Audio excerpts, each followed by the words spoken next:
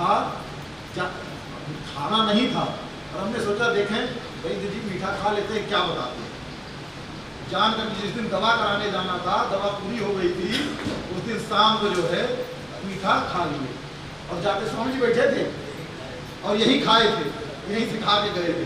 अब वैद्य जी ने बता दिया महाराज आप मीठा खाए थे, आपसे हमने कहा था बोझा नहीं उठाना, 5 किलो से अधिक वजन नहीं उठाना, आप उठाए। हमने कहा ट्रेन से यात्रा करना था, कहीं न कहीं सूटकेस तो निकालने पड़ा। बोले नहीं नहीं ये ठीक नहीं है। और भी है, आपने कहे थे हम 8 लीटर पानी पीना, 8 लीटर पानी पीने के लिए बोले थे, और 5.5-6 लीटर से अधिक पानी आप नहीं पिए हैं। तो हमारे पास एक तांबे की बोतल थी, तो हमने ये सोचा था कि वो जो है 1 लीटर है, 1 लीटर की है पूरी, और 8 बोतल हम पी जाते थे दिन भर में पानी, लेकिन वो 800 ग्राम की थी। अब 800 ग्राम की बोतल थी, तो 8 का जोड़ लो, ज़्यादा से ज़्यादा 6 लीटर होता है पानी, 8 लीटर पानी नहीं। अब देखो कैसे बैठे, और बड़े प्रेम से मुस्कुराते हुए, उनका चेहरा देख लो तो खुले पसंद, आधा रोग तो आपका ऐसे दूर हो जाए। हमने कहा कि हमारे ये परेशानी है। बोले महाराज आप चिंता क्यों कर रहे हैं, आपके सब रोग ठीक हो जाएंगे, एक भी रोग नहीं बचेगा आपके शरीर। आप केवल जो हम कह रहे हैं वो करिए, आपके शरीर में एक भी रोग नहीं बचेगा। ये स्वामी जी का भी देखिए नाड़ी, उनका भी देख करके बताए। तो ऐसा भाई ये कोई बताओ, अब आज जाओ किसी डॉक्टर के पास तो 20 लिखेगा पहले चेकअप कराओ, 10-20 हज़ार रुपया खर्चा करो, कौन ब्लड चेक कराना, तो ये चेक कराना, तो वो चेक कराना, तो वो ससुरा पता नहीं वो मशीन सही बतावे कि गलत। और एक बार तो हमको मशीनें गलत बता दी। वृंदावन में सेवा आश्रम है ना, किसी ने कहा कि बहुत नज़दीक के व्यक्ति थे, कहा चलो भैया मर रहे हैं उनको ब्लड दे दो। हमारे नज़दीक के थे नहीं, जिनके यहाँ रहते थे उनके, अब जिनके यहाँ आश्रय मिला है, अब वो कह रहे हैं चले जाओ दे दो, जाए गए देने के लिए। वहाँ किसी को ब्लड देना होता तो पहले खून चेकअप होता है, तो गए खून चेकअप कराए, तो बोले महाराज आपके खून में तो मलेरिया है। हमने कहा बड़ी अच्छी बात है, बड़ा अच्छा किया भैया जो हमारे खून में मलेरिया आ गया, कम से कम देना तो नहीं पड़ा। भाई दोनों तरफ निर्वाह हो गया ना, लेकिन एक को मलेरिया नहीं रहा, वैसे रहे, वैसे खाते थे, कुछ नहीं हुआ।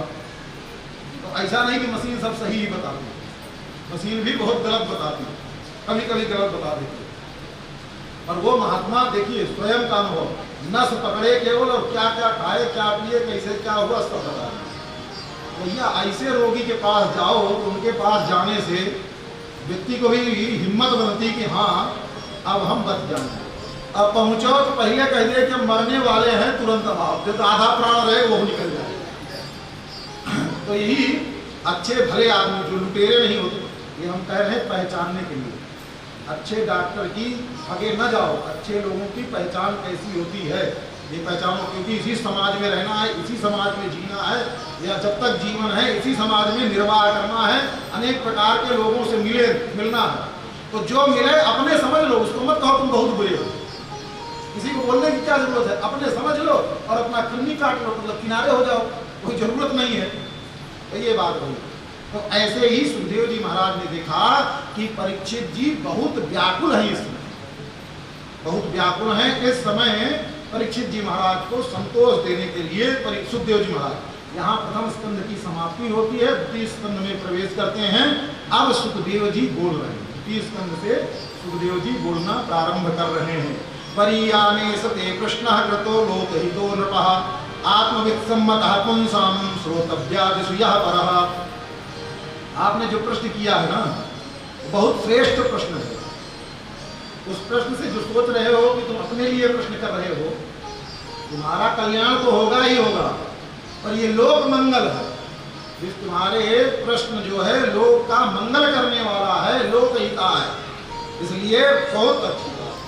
अब देखो इस संसार में बहुत से राजा हुए हैं, बहुत से लोग हुए हैं, और सब लोग अपना जीवन यापन करते हैं, पर कोई ये नहीं सोचता है कि हमको मरना है और मर करके अपनी मृत्यु, मरने के पहले अपनी मृत्यु को सुधार लेना है।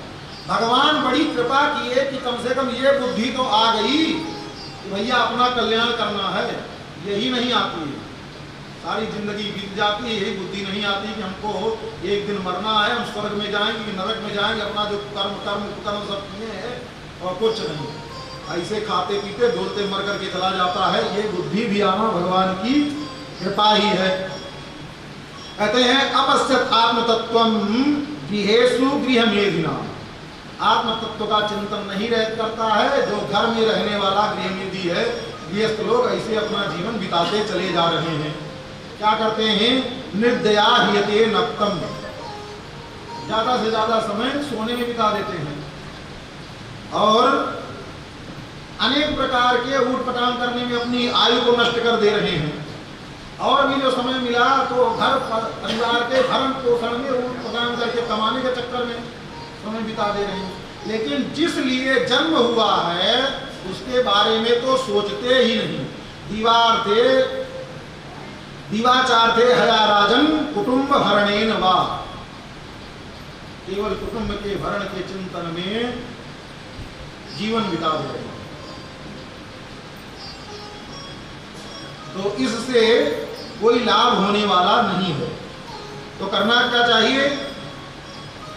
ऐसे जो लोग हैं तेसाम प्रमत्तो निधनम पश्यन् न विन पश्यति, उनकी मृत्यु उनके नजदीक आ रही है, इसको देख करके भी वो देख नहीं पा रहा। सुखदेव जी कह रहे हैं, हम नहीं कह रहे हैं। नहीं तो कहा महाराज गृहस्थ की बुराई करते जाते हैं रोज को। अब क्या करना चाहिए? तो ऐसे लोगों को क्या करना चाहिए? तस्मात् भारत सर्वात्मा भगवान ईश्वरो हरि। भारत मतलब परीक्षित जी, भारत वंश में पैदा हुए हैं, इसलिए तस्मात् कहते हैं। इसलिए तस्मात् भारत सर्वात्मा, सर्वात्मा मतलब सब प्रकार से मन बुद्धि चित्त अहंकार शरीर सब कुछ ले लीजिए अपने। भगवान जो ईश्वर हैं, भगवान श्री हरि हैं, क्या करना चाहिए? श्रोतव्या, उनको सुनना चाहिए, उनकी कथाओं को सुनना चाहिए। कहते हैं कीर्तितव्यश्च, और उनके यशोगान का गुणगान करना चाहिए, उनके गुणों का गान करना चाहिए। कोई ना मिले तो बोले ऐसे करो, देखो भगवान कितने गुण है भगवान के अंदर। ठाकुर जी के सामने होकर के ठाकुर जी को कथा सुनाओ, प्रभु आप देखो कितने दिव्य गुण हैं, आप अपने भक्तों के ऊपर ऐसी दया करते हैं, ऐसी दया की, ऐसी कृपा की। स्तुति में होता क्या है? जो स्तुतियाँ होती हैं भगवान की ही बात को भगवान को ही सुनाई जाती है। प्रभु आपने ऐसा किया, यही इसी को स्तुति कहते हैं। तो कहते हैं कीर्तितव्यश्च, और दूर हो तो स्मरण करो, स्मर्तव्यश्च, और ऐसा करेंगे तो भय से एतावान सांख्य योगाभ्याम स्वधर्म परिनिष्ठया जन्मलाभा परः पुंसाम अन्ते नारायण स्मृति। जन्म लेने का, देखो सांख्य योग की ये बात बता रहे हैं, निर्णय करके बताया है कि जन्म लेने का सबसे बड़ा लाभ क्या है? अंते नारायण स्मृति, मरते समय भगवान नारायण का स्मरण आ जावे। कैसे? जैसे अजामिल को ही आ गया, अजामिल को नारायण नहीं याद आए, बेटा के रूप में ही अजामिल को याद आए। और आज अपने बेटा क्या नाम है? पप्पू, टप्पू, खप्पू, गप्पू, झुट्ठा, मुट्ठा, पता नहीं काव नाम रख लेते हैं। मरने के बाद और विनाश, उसका याद आवे तो और विनाश हो जाए, जो कुछ बचा भी हो वो चला जाए। अजामिल तो कम से कम अपने बेटे का नारायण नाम रख लिया तो उसका कल्याण हो गया। और फैशन वाला, भाई ये फैशन है आज का, फैशन के हिसाब से अपने बच्चे का नाम रखे तो रख देखो। तो कहते हैं कि इस प्रकार से अंते नारायण स्मृति, जन्म लेने का, देखिए जन्म लेने का सबसे बड़ा लाभ यही है कि मरते समय अंतिम समय में भगवान की स्मृति आ जावे। भैया ये निश्चित है क्या? कैसे आएगी? जब हम अपना चिंतन इतना बना लेंगे कि एक क्षण भी भगवान का चिंतन नहीं छूटेगा। अंतिम समय भी स्मृति आ सकती है, निश्चित नहीं, इतना चिंतन बनाने के बाद भी। क्यों? क्योंकि जब मृत्यु आती है तो उस समय शरीर में जो 72,000 नाड़ियां हैं, वो 72,000 नाड़ियां एक साथ फटना शुरू होती हैं। कितना कष्ट होता होगा? किसी को ब्लड प्रेशर है ना, जोरदार ब्लड प्रेशर मतलब खून का दौड़ा नसों में ज्यादा तेज हो जाए उसे क्या कहते हैं? Blood pressure. जिसको ब्लड प्रेशर होवे, जो जोरदार हो जाए, तो उससे पूछो उसकी गति क्या होती है। पसीना से तर हो जाएगा, चेहरे का रंग बदल जाएगा, पता नहीं क्या क्या होगा, दिल की धड़कन इधर उधर हो जाएगी। ये तो केवल खून का दौड़ा है तब ये दुख हो रहा है, खोपड़ी भी भरमाई जाएगी, चक्कर आने लगेगा। और महाराज जब 72,000 नाड़ियां, खून दौड़ा नहीं, 72,000 नाड़ियां शरीर की जब फटना शुरू होगी तब याद रहेगा। दुख में इतना दर्द होगा कि भगवान का नाम याद आए वो भी नहीं याद आएगा। इसमें भी शंका है। बोले तब क्या करें?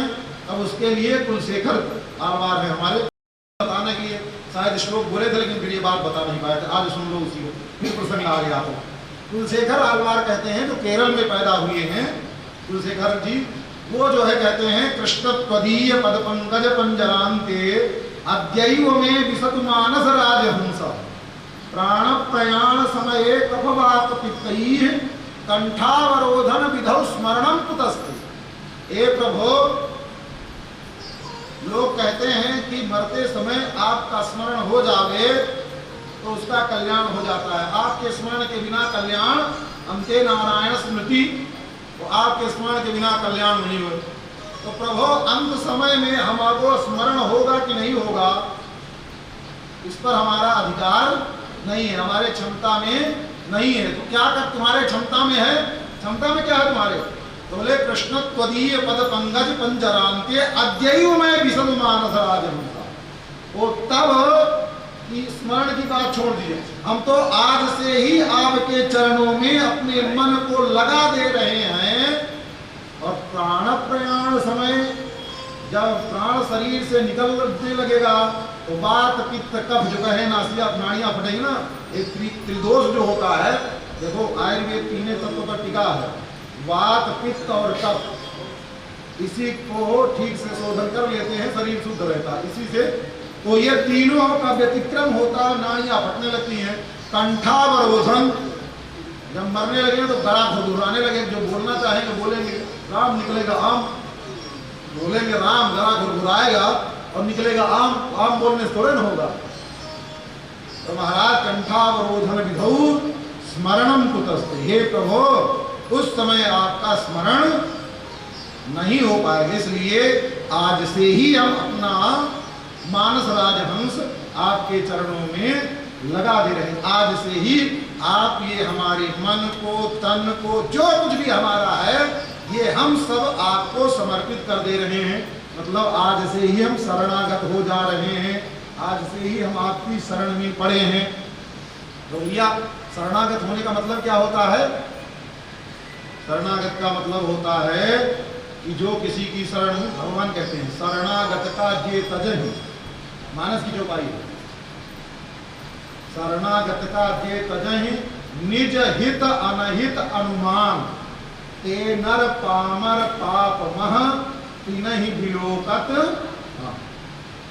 कोई आपकी शरण में आ गया है विपत्ति का मारा और आप उसको का परित्याग कर देते हैं तो फिर मुंह देखने लायक भी नहीं रह जाते हैं। पावर पाप, कोई भी मुंह देखेगा तुम्हारा तो उसको भी पाप लग जाएगा, इतना बड़ा पापी हो जाएगा। दूसरा भी कोई मुंह देख ले हमार, वो को पाप चढ़ जाए, इतना बड़ा पाप। महाराज शरणागत का परित्याग। और ठाकुर जी महाराज की शरण में कोई आ जावे तो शरणागत वत्सल, ठाकुर जी का नाम है क्या है? ठाकुर जी का नाम है शरणागत वत्सल। ठाकुर जी महाराज जितना अपने शरणागत पर प्रेम करते हैं उतना कोई करते नहीं। भीष्म पितामह को बताए ना ऐसे ठाकुर जी के भगत के लिए। तो अब जो शरणागत है उनकी ठाकुर जी रक्षा करेंगे। शरणागति क्या होती है? थोड़ा शरणागति की सुनी रहे हैं। शरणागति षड विधा शरणागति, 6 प्रकार से शरणागति होती है भगवान। शरणागति के 6 लक्षण हैं। कौन कौन से? आनुकूलस्य संकल्पः, आनुकूलस्य संकल्पः, सदैव भगवान के अनुकूल संकल्प करना, ये तो भगवान को। दूसरा, शास्त्रानुकूल जीवन यापन करना। शास्त्रानुकूल भगवान का संकल्प क्या है? भगवान कहते ना, श्रुति स्मृति ममैवाद्ये यस्तानुलंघ्य वर्तमनि आज्ञा छेदी मम द्रोही मद भक्तोपि न वैष्णवः। श्रुति स्मृति वेद पुराण इतिहास जो है ये मेरी आज्ञा है, ठीक है। श्रुति स्मृति ममई वाक्य, इनका उल्लंघन करके जो अपना जीवन का यापन करता है, आज्ञा छेदी, वो हमारी आज्ञा को तोड़ रहा है। तो कितनों कहा है हम राम जी के भगत हैं, पर वो मम द्रोही, वो मेरा द्रोही है, मुझसे द्रोह कर रहा है। कोई हो वे चलवा कहा है गुरु जी हम आपके भगत है पर आपकी एक को बात नहीं मानेंगे, तो चेला कहलाएगा वो।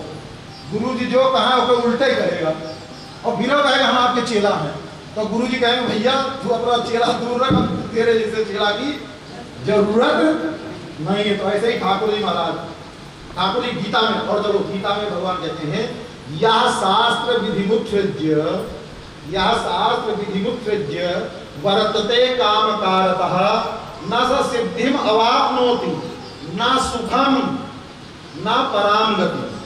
जो मनमाना शास्त्र के कहे के अनुसार न चल के मनमाना आचरण करता है उसको किसी भी प्रकार की सिद्धि नहीं मिलती है, ना सुख जब सिद्धि नहीं मिलेगी तो सुख नहीं मिलेगा, और सुख नहीं मिलेगा सिद्धि नहीं मिली तो परम गति की बातें छोड़ दीजिए, परम गति तो बहुत दूर की बात है। इसलिए शास्त्र की मर्यादा का पालन करते ही रहना चाहिए। अभी बात हो गई तो क्या है, अनुकूल संकल्पा का मतलब है पहले तो सामान्य स्थिति में शास्त्र के अनुकूल बनो, जो शास्त्र कहता है उसके अनुसार जीवन यापन, ये तो सामान्य। अब जो भक्तों की बात रही वो सुनो, भक्तों के हृदय को कैसे अनुकूल होते हैं, भगत ऐसे अनुकूल होते हैं ठाकुर जी महाराज से अनुकूल। जो भी ठाकुर जी महाराज बड़ी कृपा, देखो दुनिया में सबसे ज्यादा कृपा हमारे ऊपर है, ठाकुर जी की सबसे ज्यादा कृपा हमारे ऊपर है। बुखार भी आ जाए तो बड़ी कृपा की है, नौकरी पर जाना पड़ता था, अब बुखार आ गया, ज्यादा ठाकुर जी का चिंतन होगा। अब बुखार आ जाए तो रोना ना शुरू करे, कितना भजन पूजन करते हैं, भगवान हमरे से रूठ गए हैं। अब भगवान से कहो कि भगवान हमसे रूठ गए हैं, तो भगवान का स्वभाव है ना, जे जथा माम प्रपद्यन्ते तास्ततयु भजाम्य हम। आप कहो भगवान को हमारा नहीं मानते, तो भगवान कहते हैं हाँ बेटा हम तुम्हारी नहीं मानते हैं। भगवान का स्वभाव है, तुम जैसा कहो तो भगवान उसे बन जाएंगे। भगवान तो हमारा भला नहीं करते हैं, तो कहते हैं हाँ बेटा हम तुम्हारा भला नहीं करते हैं। अब जितने आरोप भगवान पर लगाओगे भगवान, और कहो भगवान की संसार में सबसे बड़ी कृपा हमारे ऊपर है, भगवान कहेंगे हाँ बेटा हमारी कृपा सबसे ज्यादा तुम्हारे ऊपर है। अब यही अनुकूल बनना, जिसम से जिसम परिस्थिति आ जावे उसमें भी कल्पना करो, ये भी जिसमें भी ठाकुर जी महाराज ने हमारा कोई कल्याण छुपा रखा है। जिसम परिस्थिति में भी हम तो नहीं जानते हैं ना, आज ये कष्ट भले हमको देखने में कष्ट लग रहा है, पर इसमें भी ठाकुर जी ने कोई ना कोई हमारा हित चिंतन कर रखा है।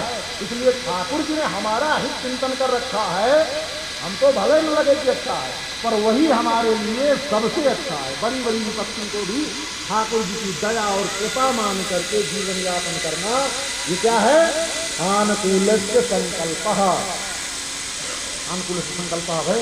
और प्रातिकूलस्य वर्जनम, अगर शास्त्र के विपरीत कहीं आचरण होने लगे तो उसको छोड़ दो, ये तो शास्त्र की प्रतिकूलता करूँगा। और दूसरा जो बोले ना कि लोग अरे ठाकुर जी हमारे ऊपर कृपा ही नहीं करते हैं, तो रोजे घंटी बजाते हैं, इतना भजन करते हैं, इतना वो ये प्रतिकूलता ठाकुर की प्रतिकूलता है, ऐसा चिंतन करना बिल्कुल छोड़ दो। अनुकूलस्य संकल्प प्रातिकूलस्य वर्जनम, और जीवन में कोई विपत्ति आवे रक्षस्यतीत विश्वासो, भगवान हमारी किसी भी दशा में किसी भी परिस्थिति में भगवान ही हमारा रक्षक हैं और हमारी रक्षा करेंगे। भगवान ने कह दिया ना, सर्वधर्मान परित्यज्य मामेकं शरणं व्रज अहं त्वा सर्वपापेभ्यो मोक्षयिष्यामि मा शुचः। निश्चिंत हो जाओ, जो भी हमारे ऊपर विपत्ति आएगी उस सब से रक्षा करने वाले भगवान हमारे हैं। अब हमारा कोई कुछ बिगाड़ नहीं सकता है, क्योंकि राम जी हमारे रक्षक हैं। राम जी हमारे रक्षक हैं, जिसकी रक्षा राम जी करे हैं उसका भी कोई कुछ बिगाड़ सकता है, नहीं बिगाड़ सकता है। रक्षस्यतीत विश्वासो, चौथा क्या है, गोप्तृत्व वर्णन तथा, कोई विपत्ति आ जाए तो अपनी रक्षा के लिए भगवान का ही वर्ण कर। पाँव में ठोकर लगे तो आय अम्मा आय बप्पा आय दद्दा नहीं आ जाओ, कोई चोट भी इतना अभ्यास हो जावे, उस समय भगवान ही याद आवे। किसी भी छोटे से छोटे संकट में, चोट में, दर्द में भगवान ही याद हो। बड़ी से बड़ी विपत्ति में भी भगवान ही अपनी रक्षा के लिए वर्ण, रक्षा का वर्ण भगवान के ही करना है। कोई दूसरा चिंतन में आ गया तो शरणागति नष्ट हो जाएगी, फिर शरणागति वो शरणागति नहीं रह गई। रक्षस्व की तो विश्वासो गोप्तित्त वर्णम तथा आत्मनिक्षेप, अपने ही आत्मा, शरीर नहीं। देखो हम जो करते हैं नारायणाय समर्पयामि गोविंदार्पण मस्तु, पूरा श्लोक बोले तो समझ लगे, इसलिए थोड़े थोड़े में समझ लीजिए। करई सुकरम धर्म मन वाणी वासुदेव अर्पित नृप ज्ञानी। और क्या, जहां जहां कहे पुराण श्रुति, वेद शास्त्र इतिहास और 12 सहस्त्र सहस्त्र नप किए सहित अनुराग। महाराज इतना यज्ञ तप सब कुछ किया और करे सो धर्म धर्म, और सब उसके सामने जो भी कर्म धर्म करता है वासुदेव अर्पित नृप ज्ञानी। गलती क्या हो गई कि मरने के बाद राक्षस बना पड़ा? क्यों ऐसा क्यों हुआ?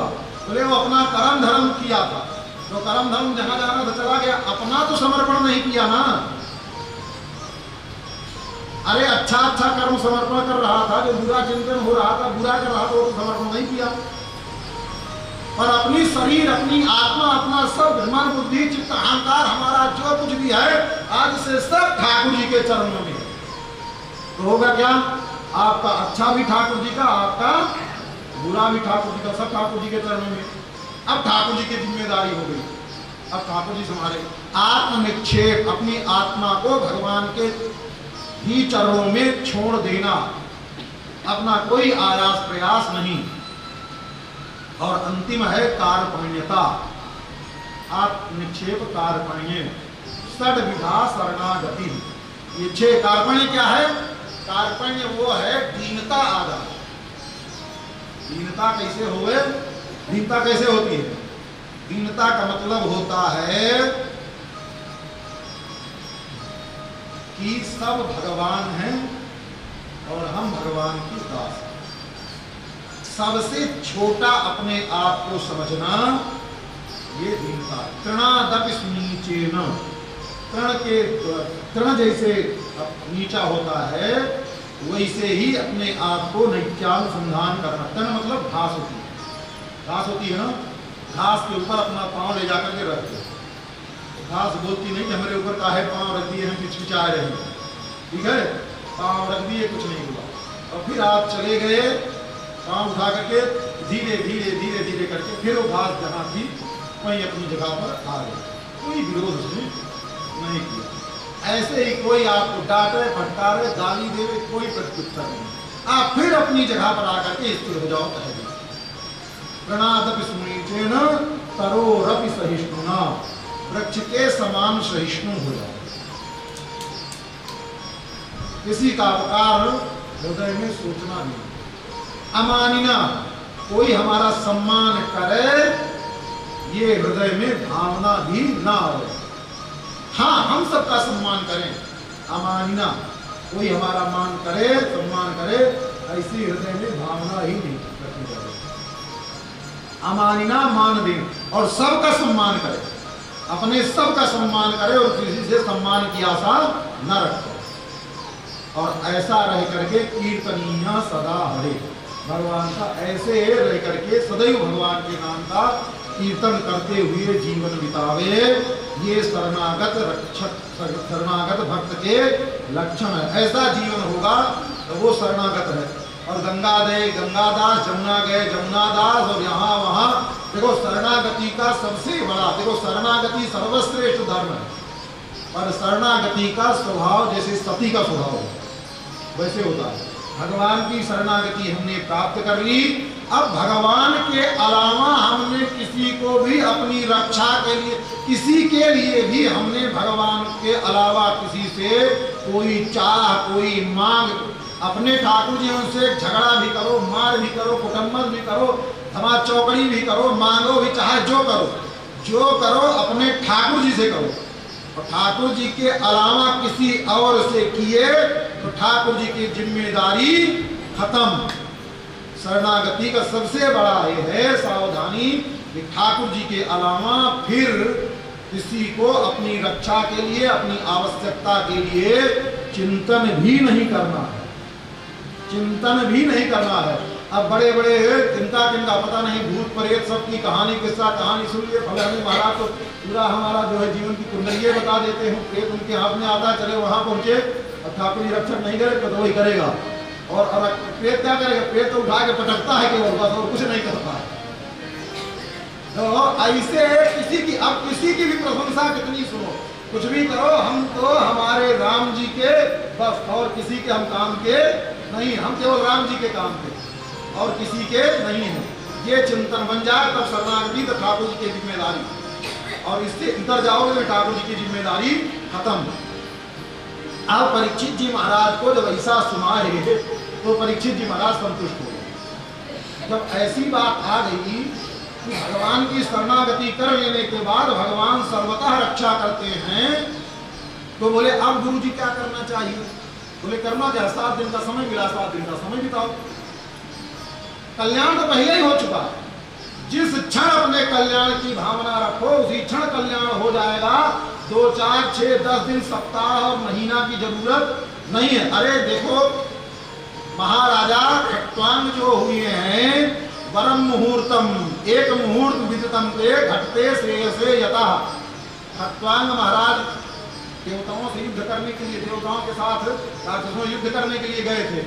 बहुत दिन बीत गया युद्ध करते करते, तो पराजित जब हो गए और विजय मिली देवताओं को, राक्षस पराजित हुए, देवता जब विजयी हुए तब देवताओं ने कहा महाराज आप वरदान मांगो। बोले भैया समय तो बहुत बीत गया, अब कोई वरदान का क्या मतलब है, हम कोई वरदान मांगे तो उसका मतलब क्या? सबसे पहले ये बताओ कि हमारी आयु कितनी है। अरे भैया बस 2 मुहूर्त की आयु है, बस इससे ज्यादा नहीं है। तो बोले आपका वरदान तो फिर हमारे कोने काम आएगा, बड़ा वरदान ही ले लेगा। अब भाई आप फॉर्चूनर लो या सफारी लो, चाहे जो मर्सिडीज ले लो, और पता चले कर टपक जाना है तो ऐसी मर्सिडीज फॉर्चूनर का मतलब। तो बोले ठीक है, तो क्या करें? बोले ऐसा करो कि हमको आप तुरंत इसी क्षण, क्योंकि स्वर्ग से हमको आने में भूमंडल में समय लगेगा। महाराज वही नाग दबा के बैठ जाते तो बोले ना, स्वर्ग में किया गया कर्म धर्म कोई काम आने वाला नहीं है, क्योंकि ये मृत्यु में मृत्युलोक, और वो भी उसमें भी भारतवर्ष में किए गए पुण्य का ही पुण्य होता है। अमेरिका में बैठ के स्वाहा स्वाहा करो, स्वाहा कर लो, उसका कोई मतलब नहीं, वो काम आने वाला नहीं है, उसका कोई पुण्य होगा। अब ये बात भाई महाराज खट्वांग आए और आकर के बैठ गए, और बैठ करके आचमन किया। आचमन करके राजा है, योगी हैं, उन्होंने अपनी प्राणायाम करके और अपनी श्वासा को अवरुद्ध किया। मूलाधार चक्र से एक एक चक्र का भेदन करते हुए और स्वाधिष्ठान मणिपूर्वक अनहद आज्ञा चक्र, और उसके बाद ब्रह्मरंध्र का भेदन करके एक मुहूर्त में ही उन्होंने मोक्ष को प्राप्त कर लिया। भैया एक मुहूर्त में मिल सकता है, और 7 दिन तो बड़ी भारी बात होगी, आप काहे चिंता कर रहे हो?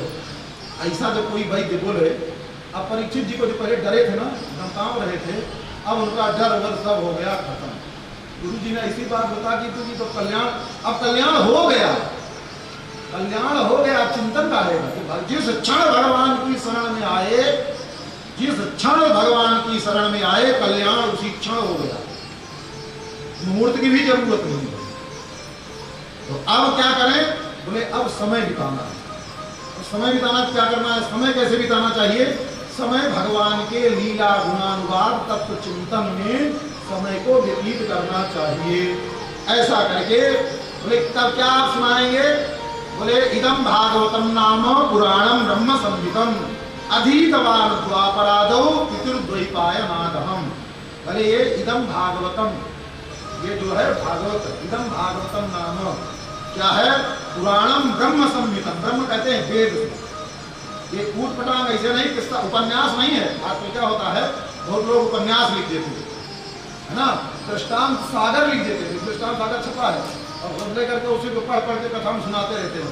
उसमें केवल बस कपोल कल्पित बातें भरी पड़ी और कुछ नहीं। अब वो सब कुछ नहीं। तो ये ब्रह्म मतलब वेद सम्मित है, ये स्वतः सिद्ध नहीं है, वेद से सम्मित है। पुराणम ब्रह्म सम्मितम। महाराज आपको कैसे मिली? बोले अपने पोथी उठाए का पढ़ नहीं लिए। कोई पोथी मिल जाए, हम पोथी देख करके कुछ लोग कराए लें, उस कराने का कोई मतलब नहीं। जो अपने बिना गुरु जी के पढ़े, कोई चाहे कर्मकांड, यहाँ तक कि और तो छोड़ दो, विष्णु सहस्त्र नाम भी अपने गुरु जी के मुख से नहीं पढ़े, हनुमान चालीसा भी गुरु जी के मुख से नहीं पढ़े, अपने रोज शुरू कर दिए हनुमान चालीसा पाठ करना, तो टाइम टाइम फिर से कोई काम आने वाला नहीं हो हनुमान चालीसा। पहले जाओ गुरु जी के पास बैठ करके गुरु जी से हनुमान चालीसा पढ़ो, और पढ़ने के बाद तब हनुमान चालीसा पाठ करोगे तब काम आएगा। विष्णु सहस्रनाम भी पाठ करना है तो पहले गुरु जी के पास जाओ और जा करके गुरु जी से विष्णु सहस्रनाम पढ़ो, पढ़ करके अब गुरुमुख हो गया, गुरुमुख हो गया, अब पढ़ेंगे। अच्छा, सुखदेव जी तो इतने बड़े ज्ञानी है ना, पैदा होते ही बाप का घर छोड़ करके चल दिए, उनको ब्रह्म ज्ञान कौन ज्ञान बाकी बचा था। वो सोचते कि हम तो बड़का ज्ञानी हो ही गए, अब हमें कौन पढ़े की जरूरत है, वो सारा व्याकरण और जितना न्याय शास्त्र सब हमको ज्ञान है ही है, और न्याय व्याकरण से हम लगा लेंगे भागवत को, क्या जरूरत पड़ने की ना। सुखदेव जी महाराज क्या कह रहे हैं?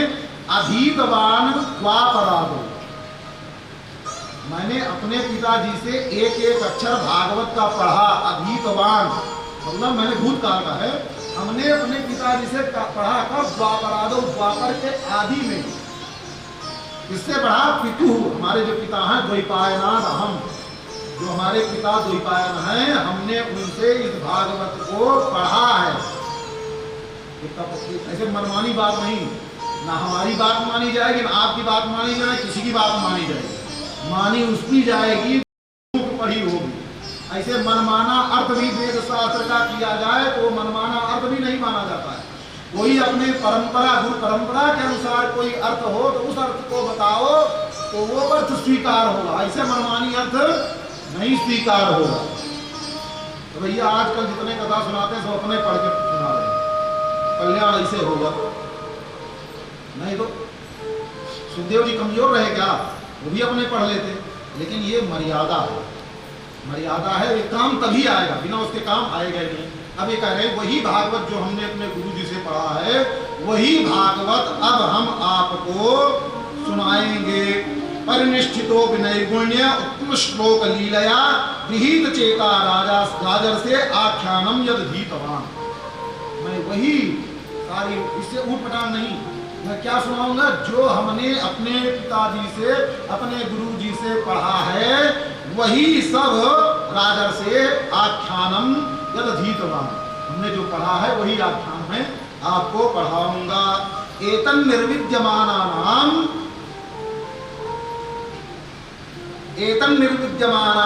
ईक्षताम अकुतो भयम योगिनाम निर्णीतम हरेर नामानुकीर्तनम।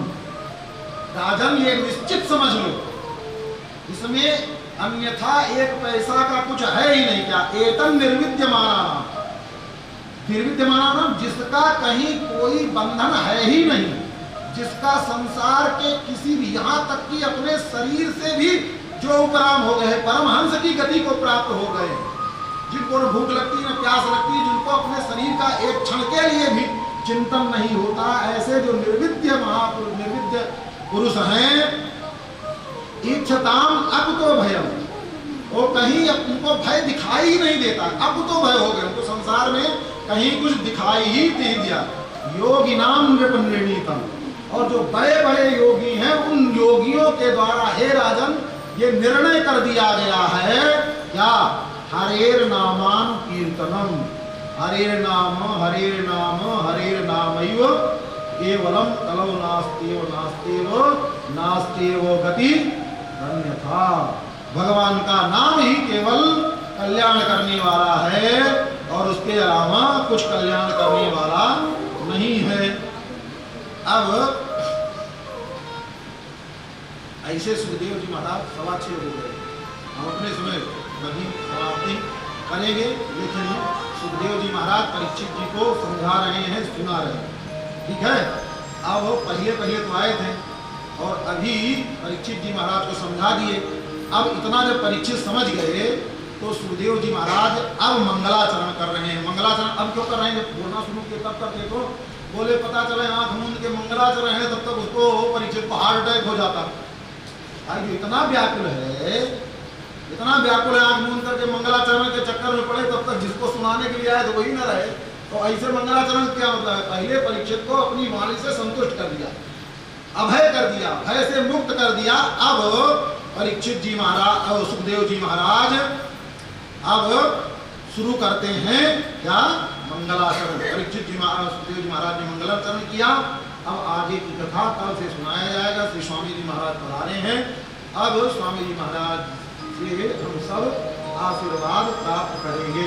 बोलिए वृंदावन बिहारी लाल की।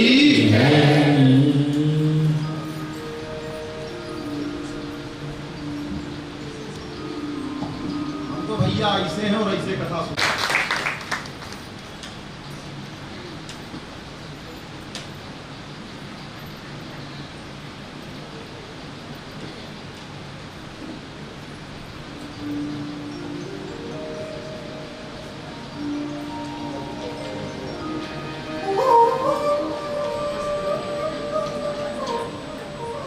बोलो राघवेंद्र सरकार की जय, पूज्य महाराज श्री की जय, वेदव्यास महाराज की जय, जय जय श्री राधेश।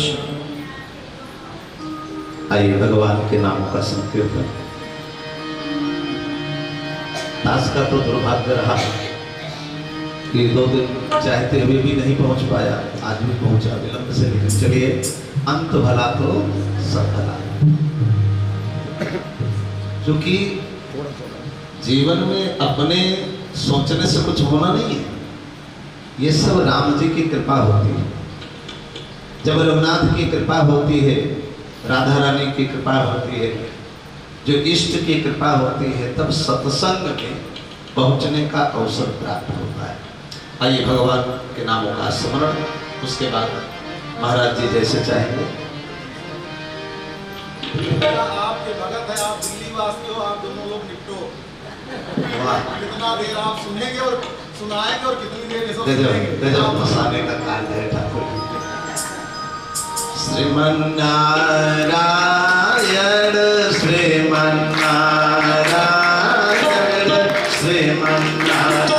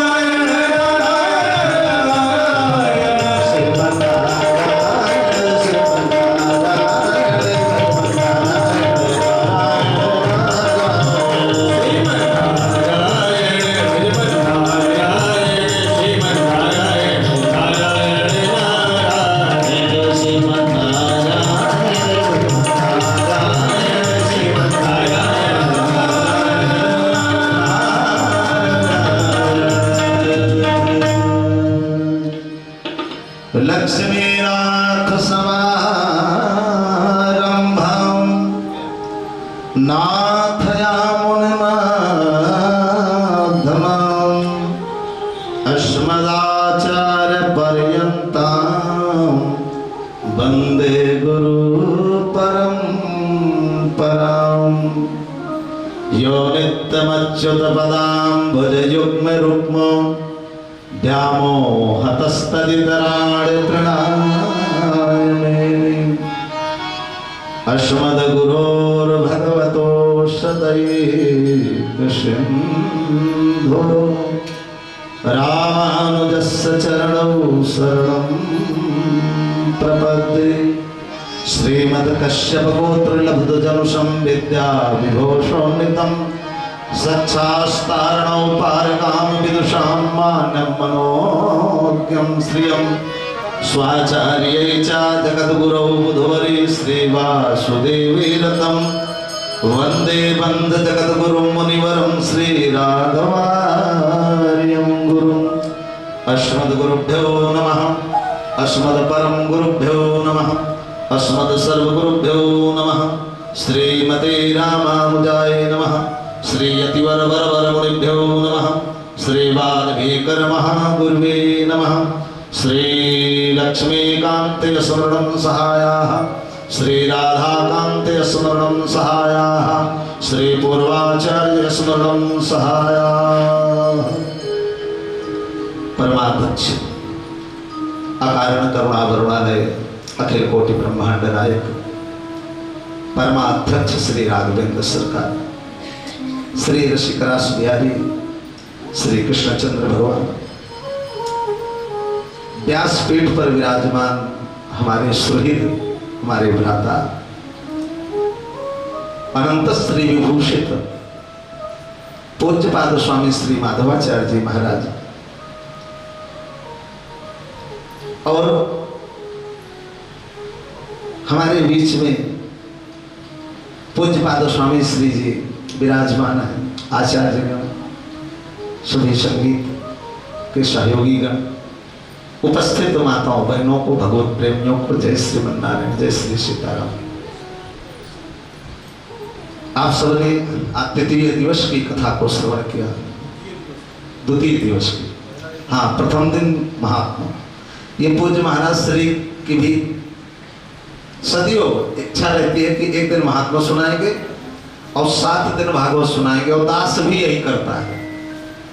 क्योंकि कथा का मतलब होता है व्यथा का हरण होना। जब मन में ना उतरे, जब हृदय में ना समझ आए, जब हमारे मन वाणी कर्म में वह भागवत ना उतर जाए, तो उस भागवत का कोई अर्थ नहीं है। उसका तो फिर भागवत फिर सीधे सीधे कहो कि कैसे 7 दिन पूर्ण हो और कलेश खत्म हो। भगवान की कृपा तभी प्राप्त होती है। पर्यक्षत गुरु पीतो वैकुंठम योग दुर्लभम।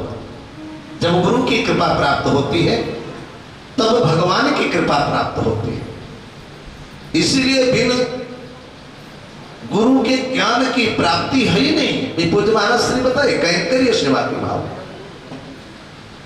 महाराज सुखदेव जी यद्यपि चाहते तो आते और चतुर श्लोकी में श्रीमद् भागवत सुना करके सीताराम कहते और सब कथा समझा देते, लेकिन सर्वप्रथम डॉक्टर के पास जब जाओ तो डॉक्टर आपसे पूछता हुआ क्या है। यद्यपि वहां जब वो रिपोर्ट देखता है, आपको देखता है, तो महसूस हो जाता है। जैसे माँ अपने जब पुत्र को देखती है तो वो जान जाती है कि ये चोरी किया है, कि कुछ चुरा के खाया है, कि मुझसे झूठ बोल रहा है, कि क्या कर रहा है। वो सारी कथा जानती है, लेकिन उससे सुनना चाहती है। यशोदा जी भी आगे कन्हैया के साथ यही करेंगे। ये सब की गति। हम भगवान से कहते हैं तुम्हें वो माता चपिता तुम्हें वो बंधुश्च सखा तुम्हें वो, कि हे प्रभु सर्वस्व आप ही हो। लेकिन जब विपत्ति आती है तो हम प्रयास करते हैं, अपना धन लुटाने का प्रयास करेंगे, इधर भगेंगे उधर भगेंगे, सारा यत्न करेंगे। जब थक जाएंगे तब भगवान के शरण में आएंगे। अगर यही पहले कर लिया होता तो इतना भागने की आवश्यकता किस बात की होता है कि नहीं। लेकिन आदमी जब थक जाता है, भाग करके दौड़ करके सब यत्न कर लेता है, तब अंत में परमात्मा के पास आता है। फिर परमात्मा से कहता है कि प्रभु करना आपको है, कराना आपको है, हम व्यर्थ दौड़ रहे थे, अब आप जो चाहो सो करो। अगर यही शरणागति पहले कर लिए होते तो आपको इतना कष्ट ना देखने को मिलता। और ऐसा ही चाहिए, संपूर्ण समर्पित होना ही कठिन है। समर्पण भावना जिस दिन आ जाए उसका जीवन कृतार्थ हो जाएगा। उसके बाद फिर कुछ शेष नहीं रह जाता, क्योंकि यहाँ तो न जनको जननी न च सहोदरो न तनयो न च भूर बलम कुलम अवधि कोपि न काल वसत गतम भजत रे मनुजा कमलापति। यहाँ जितने भी हैं हम आप स्वार्थवश एक दूसरे से रिश्ता जरूर जोड़ के रखते कि हमारी बहन है, हम इनके भाई हैं, ये हमारी पत्नी है, हम इनके पति हैं, ये हमारे पिताजी हैं, हम इनकी माता जी हैं, ये हमारे बेटे हैं, मेरी बहू हैं। ये केवल स्वार्थ के लिए। यद्यपि अवधि को भी जब क्रोधित होकर के काल आता है तो कहाँ चले जाते हैं, सब बैठे रहते हैं, कुछ कर नहीं सकते। क्या महाराज परीक्षित के पास इतना वैभव होने के बावजूद आज एकदम निराशा मन में लेकर के उस परमपिता परमात्मा का स्मरण करने लगे कि हे परमात्मा, मैंने गर्भ में जिसका दर्शन किया है उस परमात्मा का दर्शन मुझे चाहिए, उस परमात्मा की शरणागति चाहिए। इन शरणागति से मेरा कल्याण होने वाला नहीं। भगवान ने 4 को अपने चतुर्भुजी दर्शन को प्रदान किया था, दर्शन दिया था 4 लोगों को, 5वें लोगों को नहीं मिला था। पहले परमात्मा ने अपने मां को दर्शन दिया चतुर्भुजी में, महारानी देवकी को। उनको लगा कि मेरा पुत्र छोटा सा है, बोध है कंस मार डालेगा। भगवान ने कहा चिंता ना करो, मैं सबको मारता हूं, मुझे कोई मारने वाला पैदा नहीं है। भगवान ने बताया कि मेरे 2 सहायक हैं। बोले क्या? बोले एक जीव है, दूसरी माया है। तभी तो कहा है कि परमस जीव स्वस भगवंता और जीव अनेक एक श्री कंता। भगवान स्वतंत्र है और हम सब स्वतंत्र नहीं है।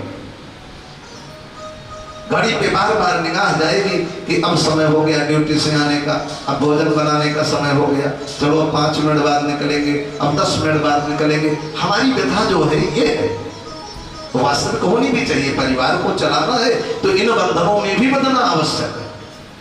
जैसे हम भगवान की पूजा के बंधन में बंधे रहते हैं, हमें पूजा करना है, हमें आरती करना है, भगवान की आरती में पहुंचना है, हमें मंदिर की सेवा में पहुंचना है, वैसे पति की भी सेवा, पुत्र की भी सेवा, परिवार की भी सेवा, सास ससुर की सेवा।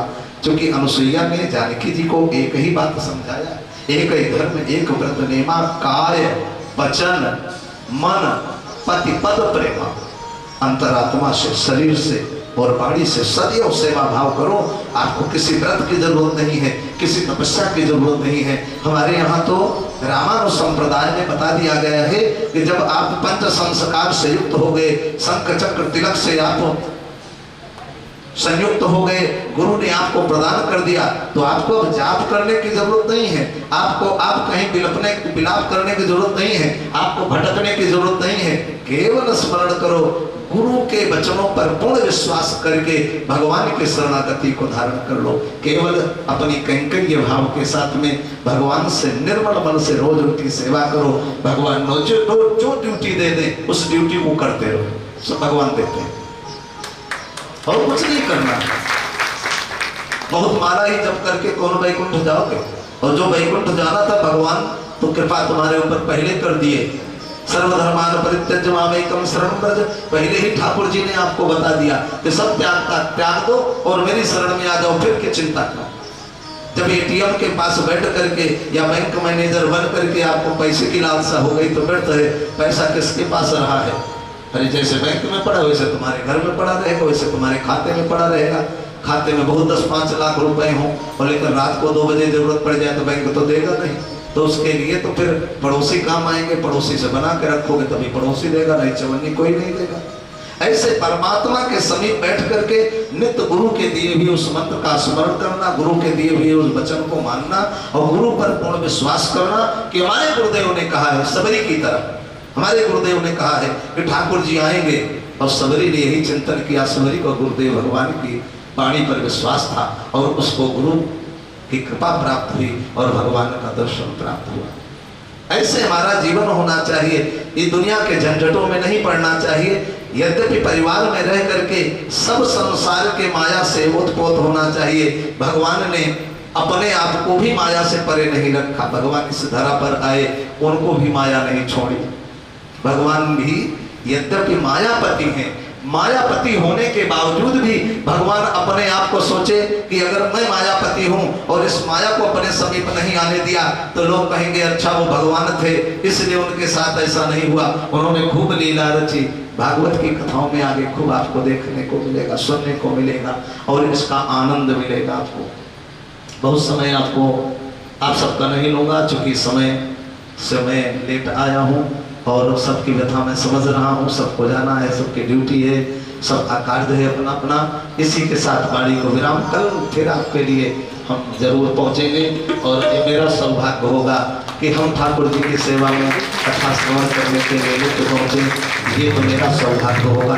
दुर्भाग्य तो ये था कि 2 दिन कहने के बावजूद ही, यद्यपि मैंने स्वामी जी से कहा था तो बोले भैया रोज आओगे? हमने कहा जी स्वामी जी रोज आऊँगा, और कहा भी था कि प्रतिदिन आऊँगा, लेकिन ऐसा संजोग बनता गया कि 2 दिन नहीं आ पाया। परिक्रमा वाले दिन भी अंत में जब परेशान हो गया तो अपने आचार्य परिकरों को कहा गाड़ी लेकर तुम जाओ, हम अभी नहीं जा पाएंगे, क्योंकि कुछ लोग ऐसे आ गए बाहर से कि उनको छोड़ा नहीं जा सकता था। क्योंकि हमारे यहाँ आचार्य कहते हैं कि अतिथो देवो भव, अगर आतिथ्य सत्कार आपने नहीं किया तो आपने जीवन में कुछ नहीं किया। तो अतिथि पूजनीय, आदरणीय, सम्माननीय होता है। बिना बताए आ गए तो उनका सत्कार करना भी अपना कर्तव्य। इसी भावना के साथ, इसी साधुता के साथ में मैं नहीं आ पाया। कल विलम्ब हो गया, काफ़ी दूर थे, वहाँ से पहुँचने में भी नहीं आ पाए। यद्यपि आज जैसे मैं फोन उठा रहा था फोन करने के लिए, तब तक स्वामी जी का फोन खटक गया। तुरंत फोन बजा तो हमने कहा बस मैं अभी निकलने, बोले अभी मत आओ। हमने कहा क्यों? बोले फिर कथा में नहीं आओगे। हमने कहा अच्छा कथा में आ रहा हूँ। और वास्तविक बताएं, आपसे कहने के बाद 12 बजे से लेकर के अभी मैं किसी को विदा करके ही निकला था। उनसे कहा अच्छा आप जा रहे हैं कि मैं जाऊँ? तो बोले स्वामी जी कहीं जाना है क्या? हमने कहा हाँ भैया, भगवान की कथा में। उनको नीचे छोड़ा और गाड़ी बैठा, दास चलाया। आइए भगवान का स्मरण करते हैं।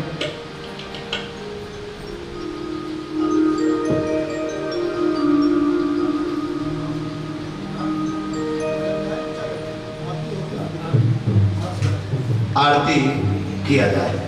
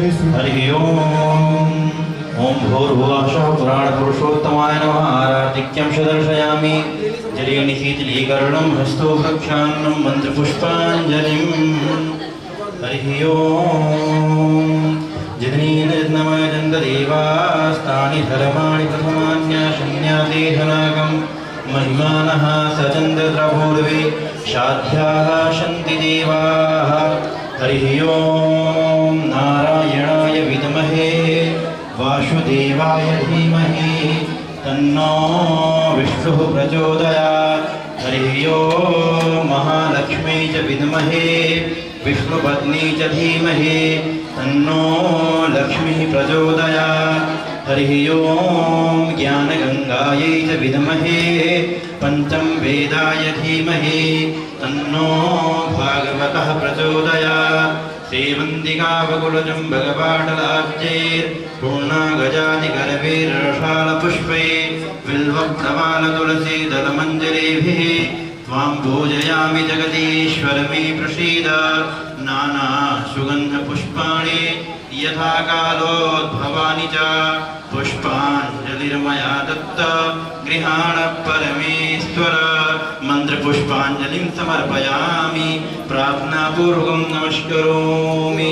बोलिए भागवत भगवान की जय, श्री राधा माधव सरकार की जय, श्री सुखदेव भगवान की जय, श्री व्यास भगवान की जय, बाकी बिहारी लाल की जय, राधा वल्लभ सरकार की जय, कनक बिहारी बिहारिणी जो की जय, अयोध्यानाथ भगवान की जय, आनंद बलवंत हनुमंत लाल की जय।